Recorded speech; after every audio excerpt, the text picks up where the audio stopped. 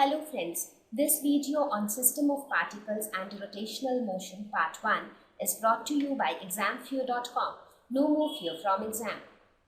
Topics to be covered in this lesson are Introduction, Center of Mass, Motion of Center of Mass, Linear Momentum of a System of Particles, Vector Product of two vectors, Angular velocity and its relation with linear velocity, torque and angular momentum, equilibrium of a rigid body, moment of inertia, theorems of perpendicular and parallel axis, rotational kinematics about a fixed axis, rotational dynamics about a fixed axis, and rolling motion.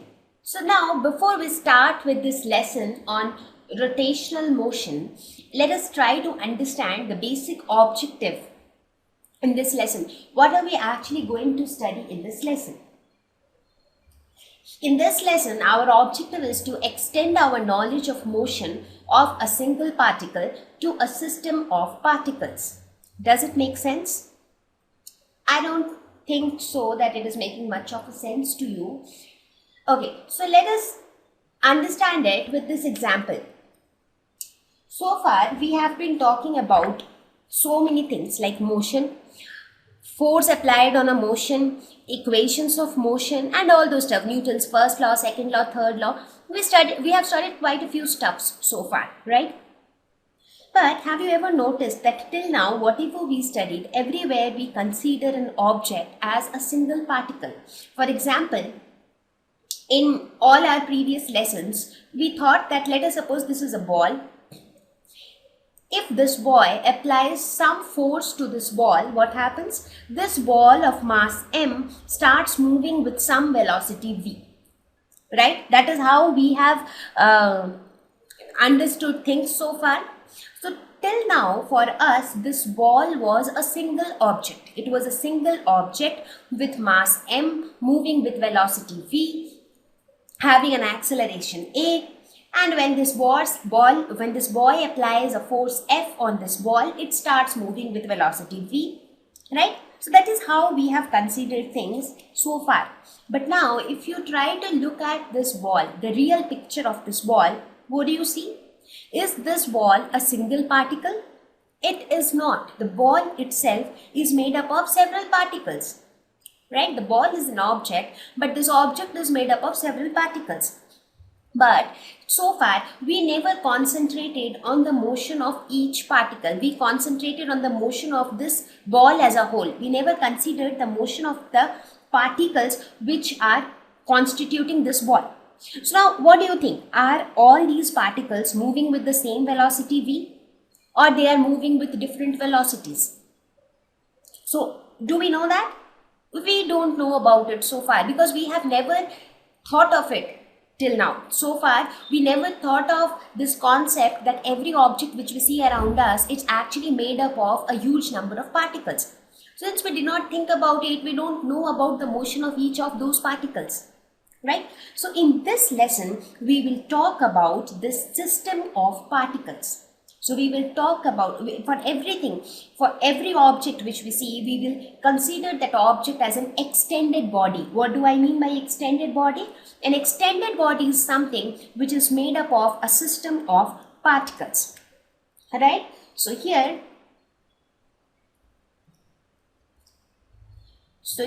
in this lesson, we will talk about system of particles. So when I say system of particles, we are actually talking about extended bodies. That means the objects which are considered to be made up of a huge number of particles. Such bodies are known as extended bodies. Now in this lesson, we will not talk about all kinds of extended bodies, but we will limit our discussion only to rigid bodies. What are rigid bodies? The rigid bodies are also a type of extended bodies. So now we will talk about rigid body. I'll introduce rigid body to you. So you understood what is the objective of this lesson? Here we will not only talk, we will not consider every object as a single object. We will consider them as a system of particles. It is made up of huge number of particles, and then we will see how does the motion take place. Right? So in this lesson we will assume all bodies as rigid bodies. So let us now get acquainted with what are rigid bodies. Rigid bodies are idealized, extended bodies with a perfectly definite and unchanging shape. So first of all, it is an idealized extended body. That means it is a ideal virtual picture of extended body, okay, which has a perfectly definite and unchanging shape. That means that particular object, first of all, it is an extended body, so it is made up of a huge number of particles, but the shape of the object is such that it will not change with time, right? So it will have a perfectly definite shape. So that is why it is known as a rigid body. The term rigid means something, I mean, what is rigid? It means something very strong, something very hard, right? Often we say that this person is very rigid. He is a very rigid person. That means he always sticks to his own decisions, right? Those kind of persons. That means they do not change.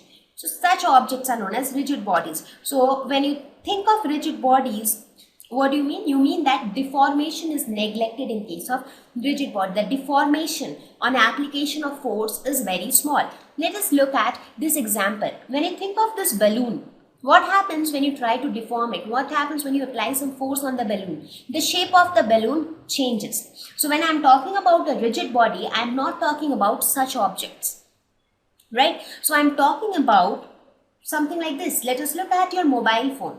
When you apply some force on the mobile phone, does it change its shape? It doesn't change, right? So that doesn't mean that there is no deformation in the mobile phone at all. Now, if you keep increasing the magnitude of the force that is being applied, what happens at one point of time? If you apply extremely huge force, it might break, right? So there will be a change of shape.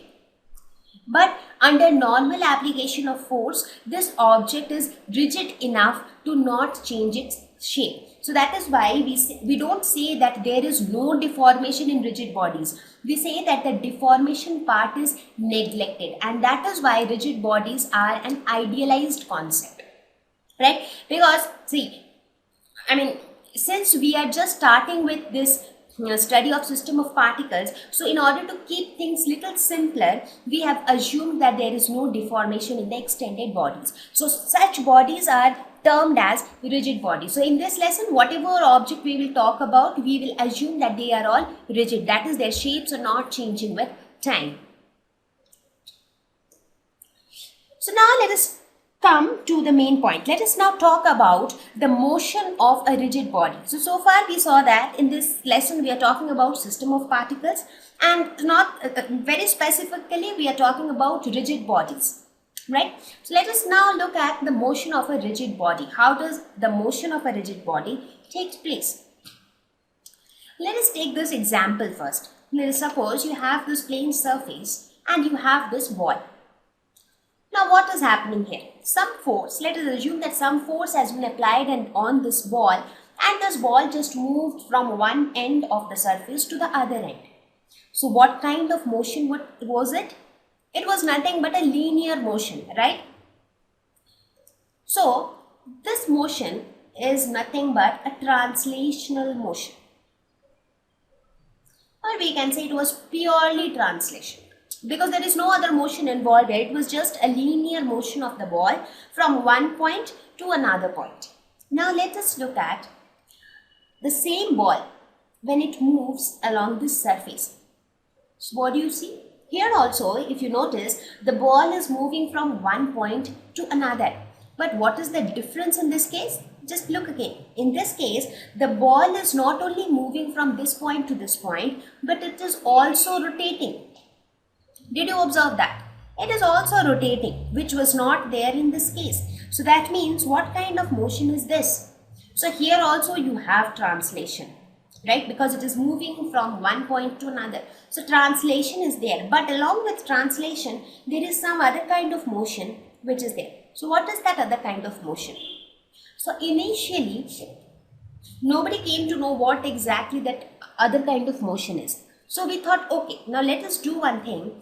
Let us keep the translation motion constant. That means, let us do it this way. Let us take the same ball, but let us keep its axis fixed. That means let us limit its motion to one point. Let the ball not move from one point to another. Then what happens? The ball keeps rotating about the axis. So this is like the top view of the ball, right? So what kind of motion is this? This kind of motion we call it as rotation, right? So now if we go to the previous slide, we can see that the motion which was taking place here was nothing but translation plus rotation. So what is translational motion? It is nothing but a linear motion where an object moves from one point to another point linearly.